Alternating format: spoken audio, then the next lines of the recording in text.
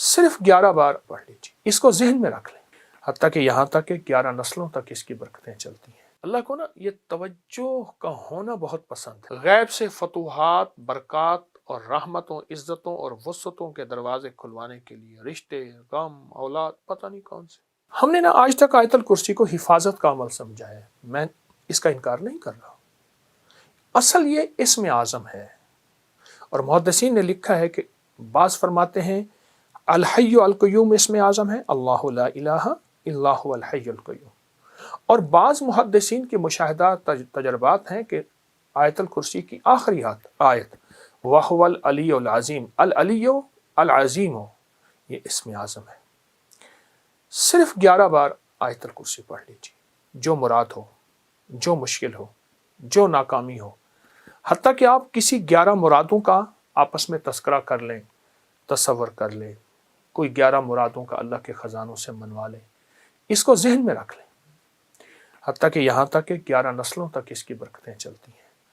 ویسے بھی قبولیت کا وقت ہے، محبوبیت کا وقت ہے، مقبولیت کا وقت ہے، اور اس کی عطا اور شفقت کا وقت ہے، تو اس کی بہت برکتیں اور اس کی بہت خیریں چلتی ہیں۔ جو حاجت مانگے، جو مشکل، جو پریشانی، جو الجھن اور جس ناکامی سے نجات مانگے، اللہ غیب سے عطا فرماتے ہیں۔ بہت طاقتور عمل ہے، بہت باکمال عمل ہے، اور بہت حیرت انگیز عمل ہے۔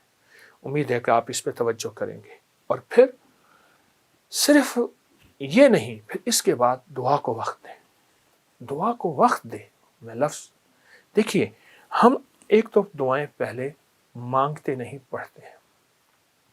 دعا پڑھنے کا عمل نہیں، میں دعا پڑھ رہا ہوں ربنا آتنا فی الدنیا حسنۃ وفی الآخرۃ حسنۃ، یہ پڑھ رہا ہوں۔ دیکھیے، سائل، منگتا، جسے ہم بھکاری کہتے ہیں، چوراہوں پہ، سڑکوں پہ، گلیوں میں، اس کی نظریں منگتی، اس کا لباس منگتا، اس کے بول منگتے، اس کے ہاتھ منگتے، اس کے جذبے منگتے، اس کی چال منگتی، اس کی ڈھال منگتی، اس کا حال منگتا۔ آپ سوچیں، تو اس کے بعد پھر اللہ سے دعا مانگے، اور دعا کو وقت دیں، اور دعا کے لیے وقت نکالیں۔ دعا مانگے، دعا کو وقت دیں، اور دعا کے لیے وقت نکالیں۔ 2 عمل بتاؤں گا۔ ایک وہ عمل جن کو قرآن پڑھنا نہیں آتا، ایک وہ عمل جن کو قرآن پڑھنا آتا ہے۔ آپ قرآن پاک کی سورۃ والضحیٰ اٹھائیں، 30ویں پارے میں دیکھ کے پڑھیں۔ سورۃ والضحیٰ پڑھتے ہوئے، یہ عمل کرتے ہوئے، اول آخر 3 بار درود پاک، اول آخر 3 بار درود پاک پڑھیں، اور 3 بار درود پاک کے ساتھ اول آخر ایک بار صرف سورۃ والضحیٰ پڑھنی، ایک بار صرف سورۃ والضحیٰ پڑھنی، ایک بار۔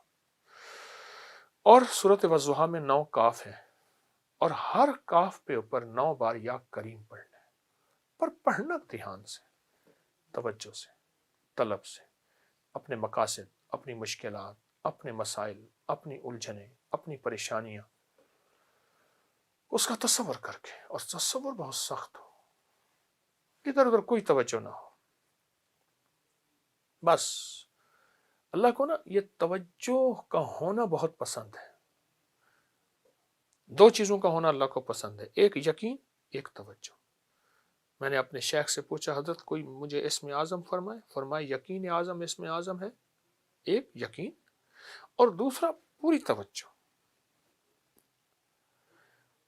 ایک بار سورۃ والضحیٰ پڑھیں، اس کے 9 کاف، ہر کاف پہ 9 بار یا کریم پڑھیں، یا کریم، یا کریم، یا، اس کیفیت کے ساتھ، درد، غم، طلب، تڑپ، جذبے کے ساتھ، اس کیفیت کے ساتھ یا کریم پڑھیں، اس کیفیت کے ساتھ۔ جب اس کیفیت کے ساتھ یا کریم پڑھیں گے، پھر غیب سے اللہ کی مدد آئی۔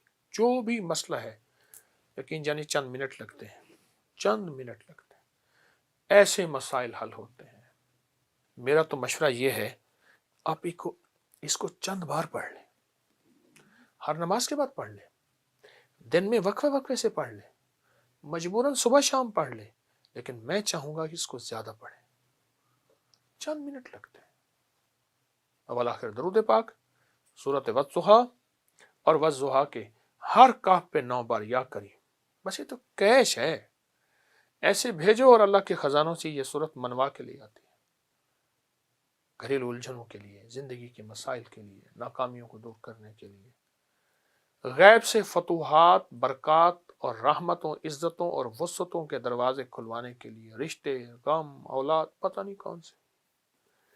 اب جو بندے قرآن پاک نہیں پڑھ سکتے، وہ صورتیں جو ہے والضحیٰ کا ذکر کرتے ہوئے، تصور کرتے ہوئے مسلسل یا کریم پڑھیں، یا کریم، یا کریم، یا کریم، اور پڑھیں دل کی گہرائیوں سے، اور پڑھیں اندر کے درد سے، یا کریم، یا کریم، یا کریم۔ بس یہ چیز آپ کو انشاءاللہ ترقی، کامیابی، عزت، وسعت، رحمت، برکت عطا فرمائے گی۔ وہ کھلا یا کریم پڑھتے رہیں، بہت بہت کمال عمل ہے، اور بہت بہت حیرت انگیز بابرکت عمل ہے۔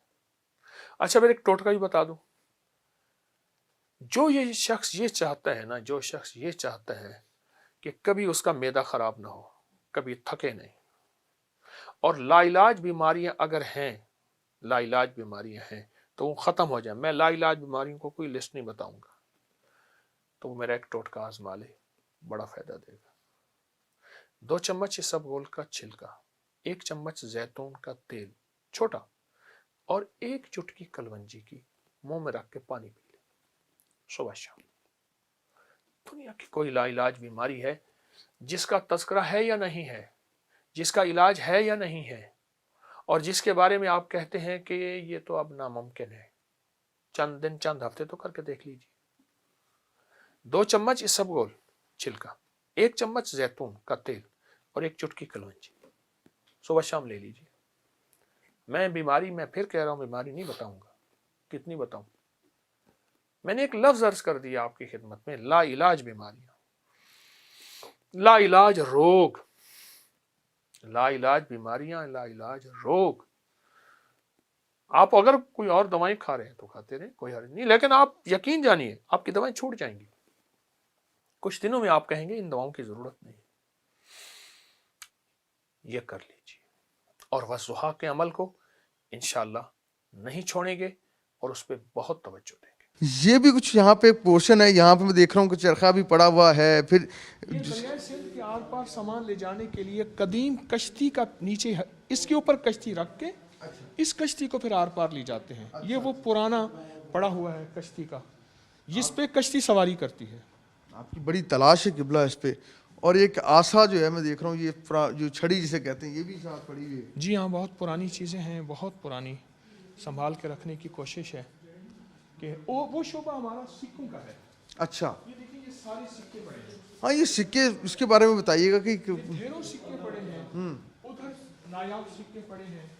کبھی ایسا سوچا ہے کہ اس کو کبھی جو ہے نا لوگوں کے لیے کھولا جائے؟ عمارت نہیں ہے، اگر کوئی بلڈنگ بڑی ہو، میں تو چاہتا ہوں یہ میرے وطن کا ورثہ بھی ہے تو وطن کے لیے ہے، تو ان لوگوں کی محبت، لوگ اس سے بہت محبت کرتے ہیں اور لوگ اس کو دیکھنا چاہتے ہیں، جگہ نہیں ہے۔ تالا تو میں نے دیکھا جہاں پہ لگا وہاں کوئی داخل نہیں، اتنا بڑا تالا، اس کی حقیقت بیان فرمائیے گا۔ جی یہ تالے پرانا وقت کا، اس طرح تالے ہوتے تھے، پرانے وقت کے ایسے تالے ہوتے تھے، چھوٹے بھی بڑے بھی۔